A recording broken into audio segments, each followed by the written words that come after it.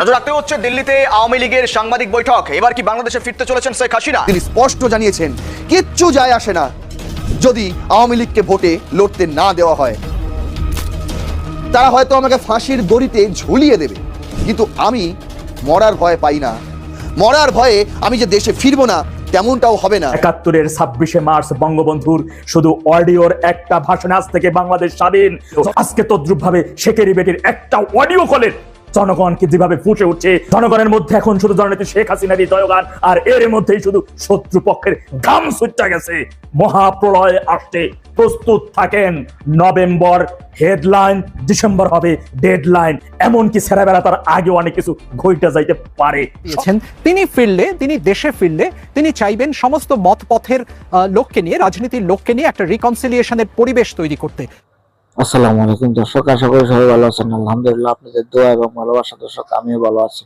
খুবই গুরুত্বপূর্ণ একটা ভিডিও নিয়ে হাজির হয়েছি। চাঞ্চল্যকর তথ্যগুলো রয়েছে এই ভিডিওতে, খুবই গুরুত্বপূর্ণ রহস্যজনক সেই ভিডিওটি। ভারতের সাবেক প্রধানমন্ত্রী শেখ হাসিনা বক্তব্য দেওয়ায় পুরো বাংলাদেশে তুলপাড় সৃষ্টি হয়েছে। সাবেক প্রধানমন্ত্রী শেখ হাসিনা অতি তাড়াতাড়ি দেশে ফিরছে বলে জানা যাচ্ছে। পুরো দেশে তুলপাড় সৃষ্টি করে দিয়েছেন এই বিষয় নিয়ে। নাকচ এবং মারামারি আর বিভিন্ন ধরনের মিছিল মিটিং সব চলছেন। সেই বিষয় নিয়ে আপনার ভিডিওটা তুলে ধরেছি। গুরুত্বপূর্ণ ভিডিওটা না দেখে সম্পূর্ণ দেখতে থাকুন। আল্লাহর কাছে লক্ষ কোটি শুকরিয়া আদায় করুন। আজ গ্রাম থেকে শহর, শহর থেকে বন্দর, বাংলাদেশের প্রত্যেকটা গ্রামে, প্রত্যেকটা অঞ্চলে শেখের বেটির জয়গান। 3টা ছবি দেখাবো মাত্র। হাতে অনেকগুলো ছবি আসছে, এত দেখাইতে পারবো না। এই যে ছবিটা দেখেন, এটা একটা চায়ের দোকানের দৃশ্য। চা বিক্রি করে তার দোকানের টেলিভিশন। এই যে আরেকটা ছবি একটু দেখেন, এটাও চায়ের দোকানের দৃশ্য। এই দেখেন, এইটা আরেকটা ছবি, চায়ের দোকানের দৃশ্য। রাজধানী এবং গ্রামে 3টা ছবি, 3 অঞ্চলের 3 জেলা থেকে আমি পোস্ট করলাম। আরো একাধিক ছবি আছে, এত কিছু দিতে পারবো না। এখন প্রশ্ন, বাংলাদেশে তো কোনো স্যাটেলাইট টেলিভিশনে শেখের বেটির আজকের সাক্ষাৎকার প্রচার করে নাই, তাহলে চায়ের দোকানের টিভিতে কি কেন কিভাবে আসলো? মনে রাখবেন, দেশ আধুনিক হয়েছে। চায়ের দোকানের ওই টিভি চ্যানেলে আগের মতো ওই ডিশেল লাইনের উপর ভরসা আর সিডি ভিসিআর চলে না। এখন ডিজিটাল, ইউটিউব, অনলাইনের মাধ্যমে তারা অনেক কিছুই দেখতে পায়, বিশ্ব সম্পর্কে জানতে পারে। মাথায় রাখবেন, জননেত্রী শেখ হাসিনা উড়ে এসে জুড়ে বসে আওয়ামী লীগের সভানেত্রী হয় নাই। তিনি আওয়ামী লীগের সভানেত্রী হওয়ার আগে তথা বাংলাদেশ জন্মের 5 বছর আগে তিনি ইডেন কলেজ ছাত্রলীগের প্যানেল থেকে ভিপি নির্বাচিত হয়েছিলেন। ঢাকা বিশ্ববিদ্যালয় রোকেয়া হল ছাত্রলীগের সাধারণ সম্পাদক নির্বাচিত হয়েছিলেন। শুধু যে বঙ্গবন্ধু কন্যা সেই পরিচয়ের উপর ভিত্তি করে তিনি আওয়ামী লীগের সভানেত্রী নির্বাচিত হন নাই। রাজনৈতিক চিন্তা, চেতনা, প্রজ্ঞা, মেধা তথা একজন সফল রাষ্ট্রনায়ক, একজন সফল রাজনীতিবিদ হওয়ার জন্য যা যা প্রয়োজন মহান রব্বুল আলামিন তার ভিতরে তার সবটাই দিয়েছেন। আওয়ামী লীগ তথা জননেত্রী শেখ হাসিনার যারা চিরশত্রু, তারা এটা স্বীকার করে যে শেখের বেটি নীলকণ্ঠ, তিনি বিষ খাইয়া হজম করেন, তিনি আয়রন লেডি। আন্তর্জাতিক শীর্ষ 10 জন ক্ষমতাবান শক্তিশালী নেতার মধ্যে অন্যতম নির্বাচিত হয়েছিলেন। বঙ্গবন্ধুর ঘনিষ্ঠ সহচর সুনন্দু সেনগুপ্ত খালি খালি বলে নাই যে বাঘে ধরলে বাঘে ছাড়ে, কিন্তু শেখ হাসিনা ধরলে তারে ছাড়ে না। আপনি আপনার শত্রুকে যদি হুট করে মেরে ফেলেন, তাইলে তোমার মারার যে একটা তৃপ্তি ঢেউ, এটি পাইলেন না, ফিলিংস পাইলেন না। ডেভিল ইনোসের সময় জননেত্রী শেখ হাসিনা অডিও কনফারেন্সের মাধ্যমে একটা সাক্ষাৎকার দিয়েছিলেন। আর গত 2 বছরের মধ্যে এই প্রথম গণমাধ্যমের সামনে এসে সরাসরি শুধু চেহারা দেখান নাই, সাংবাদিকদের সরাসরি প্রশ্নের উত্তর দিয়েছেন। বিশ্বের 254টা আন্তর্জাতিক মিডিয়া তার সেটি কভার করেছে।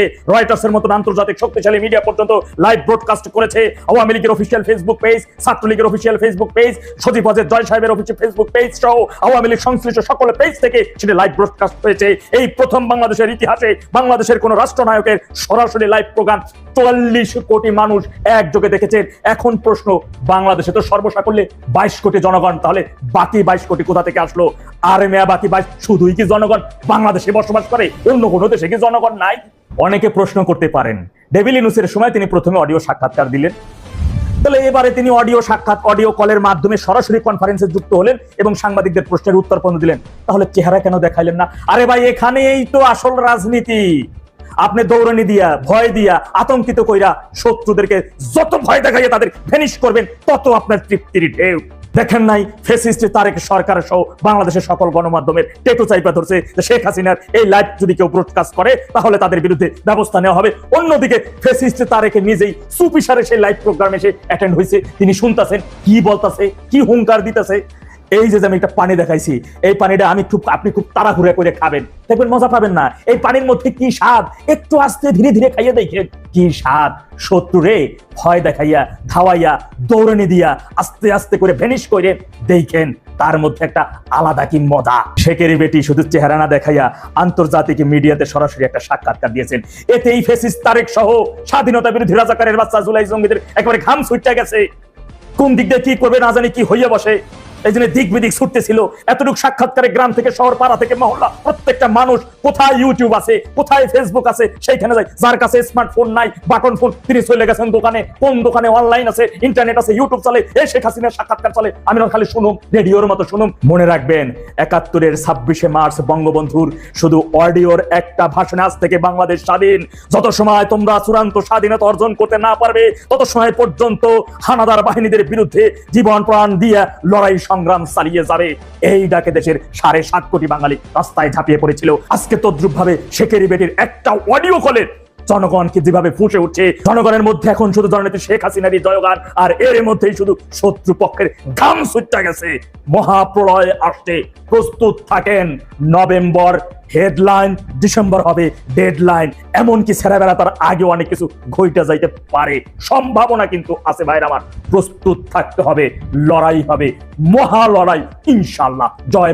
সম্মানিত দর্শক, আপনারা তো সম্পূর্ণ ভিডিওটা দেখলেন। দর্শক, ভিডিওটা কেমন লেগেছে ভিডিও সম্বন্ধে অবশ্যই আপনাদের মহামূল্যবান মতামত কমেন্ট বক্সে জানিয়ে দেবেন। এবং কি ভিডিওতে যে চাঞ্চল্যকর তথ্য রয়েছে সেই তথ্য অত্যন্ত গুরুত্বপূর্ণ ছিল, যা আপনাদের মাঝে তুলে ধরেছি।